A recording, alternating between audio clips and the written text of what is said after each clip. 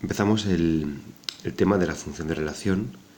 En este tema veremos dos grandes apartados, lo que es la comunicación celular, intercambio de señales, y por otra parte veremos un tipo de respuesta que es el movimiento. En este vídeo solo vamos a centrarnos en el intercambio de señales.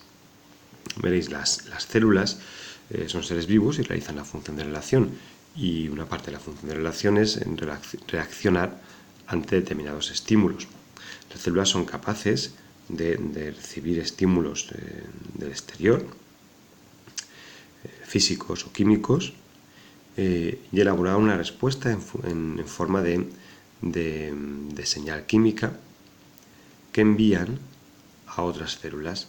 Esas otras células captan esa señal mediante unos receptores y producen una respuesta. Dicho de otra forma, tendríamos tres fases. ¿Vale? La célula recibe señales externas y produce unas moléculas de señalización. En la segunda fase, esa molécula de señalización es liberada y llega hasta lo que llamamos células diana y se une a través de unos receptores específicos. Esta unión, tercera fase, esta unión receptor específico, molécula de señalización, origina una serie de reacciones, de cambios en la célula y se produce una respuesta.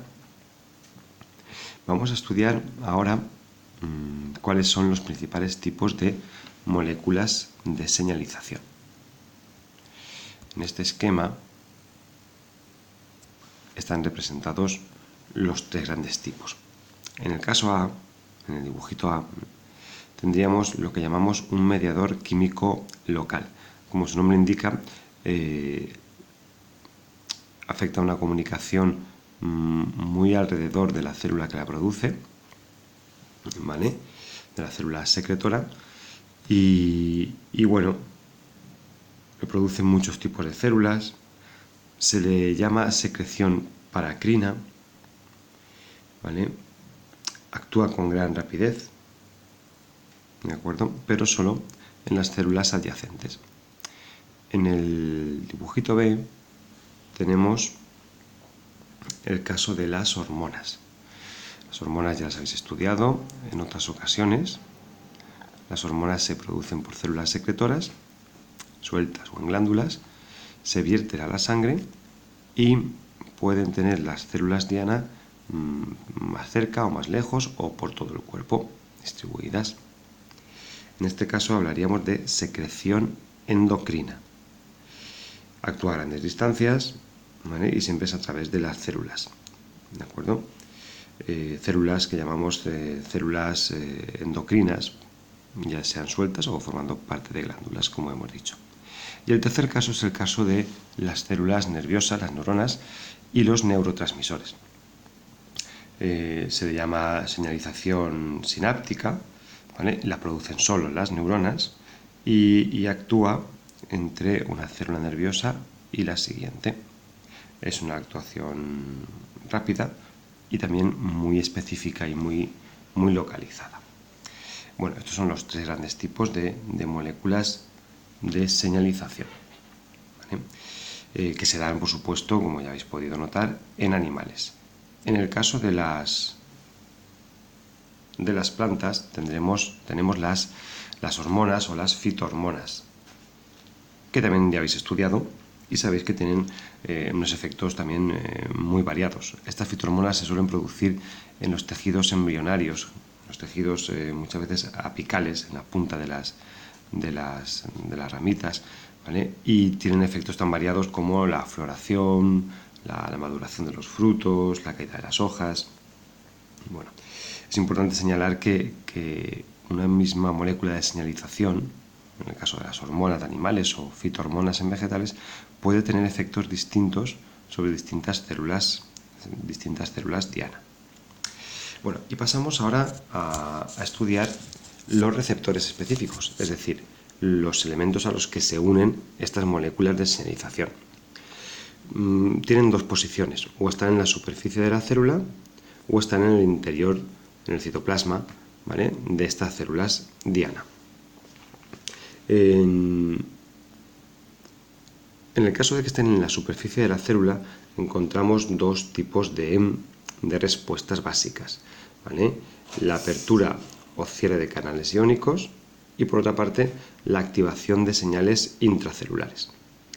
Veamos, la apertura o cierre de canales iónicos tiene que ver, como podréis sospechar, con las contracciones musculares o el impulso nervioso también, ¿vale? Un ejemplo sería la acetilcolina. La acetilcolina es un neurotransmisor, ¿vale?, que al unirse al receptor de una célula muscular, ese receptor es un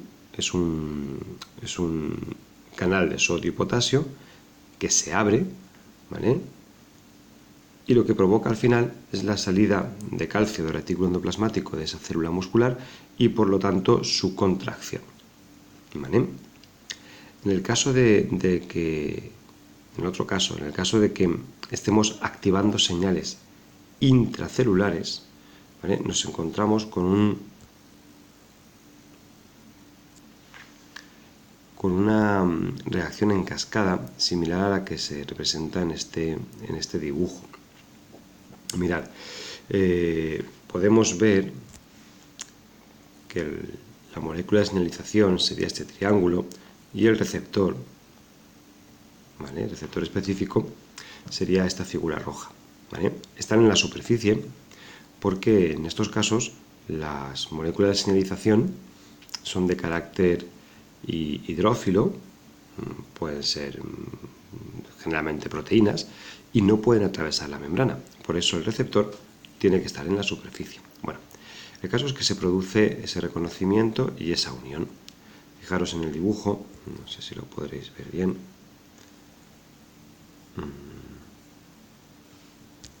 A ver si lo hacemos más grande.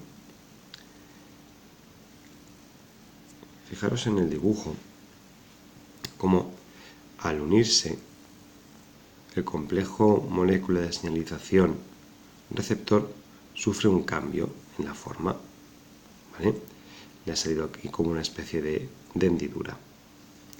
En este momento puede acoplarse a una proteína que llamamos proteína G, y al formarse esta nueva unión, la proteína G también sufre un cambio de forma, se activa y ahora es capaz de unirse a una molécula que llamamos, una enzima que llamamos adenilato ciclasa.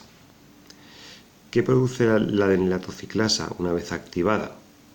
Bueno, la ciclación de el AMP. Obtenemos, a partir de ATP, obtenemos AMP cíclico. El AMP cíclico es lo que llamamos un segundo mensajero. Ya está en la cara interna de la célula, ya está en el citoplasma, y es capaz de activar otra enzima, llamada enzima D. A su vez, va a activar a otras enzimas y provocar una reacción en cascada que acabará produciendo un cambio fisiológico en esta célula y, por tanto, una respuesta. Bueno, vamos a ver qué pasaría en el caso de que la hormona o la señal, ¿vale?, fuese de naturaleza lipídica y sí que pudiese atravesar la membrana, ¿vale? Es el caso de las hormonas esteroideas. Bueno, en este caso sería más sencillo. Atraviesan la membrana, se unen a un receptor que está en el interior y este complejo señal-receptor ocasiona un cambio, ¿vale?, entra al núcleo y lo que produce es una activación o una inhibición de determinados genes y, por lo tanto, produce un cambio en la célula. Bueno, para acabar, simplemente recordaros que tipos de respuesta hay muchos, ¿vale? Podemos hablar desde movimiento, que veremos en el próximo vídeo, la secreción de otras sustancias, la división celular, como se ha visto en el tema de división celular, ¿vale? Y bueno, esto es todo.